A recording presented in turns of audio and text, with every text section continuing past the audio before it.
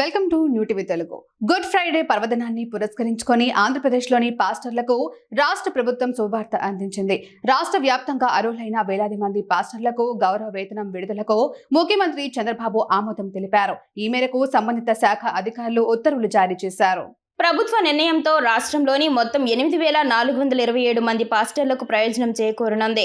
వీరికి నెలకు 5,000 రూపాయల చొప్పున గౌరవ వేతనం చెల్లించనున్నారు. 2024 మే నెల నుంచి నవంబర్ నెల వరకు అంటే 7 నెలల కాలానికి సంబంధించిన బకాయిలను ఒకేసారి విడుదల చేయాలని ప్రభుత్వం నిర్ణయించింది. దీని ప్రకారం అర్హులైన ప్రతి పాస్టర్కు 7 నెలలకు కలిపి మొత్తం 35,000 రూపాయలు గౌరవ వేతనం అందనుంది. గతంలో తెలుగుదేశం పార్టీ జాతీయ ప్రధాన కార్యదర్శి నారా లోకేష్ తన యువగలం పాదయాత్ర సమయంలో పలు సందర్భాల్లో పాస్టర్లతో ప్రత్యేకంగా సమావేశమయ్యారు.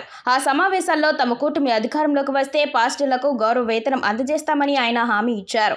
ఇటీవలి ఎన్నికల్లో విజయం సాధించి అధికారంలోకి వచ్చిన కూటమి ప్రభుత్వం ఇచ్చిన మాట ప్రకారం ఈ హామీని అమలు చేస్తూ తాజాగా ఉత్తర్వులు జారీ చేసిందని ప్రభుత్వ వర్గాలు పేర్కొన్నాయి. గుడ్ ఫ్రైడే సందర్భంగా ఈ నిర్ణయం వెలువడడం ప్రాధాన్యత సంతరించుకుంది.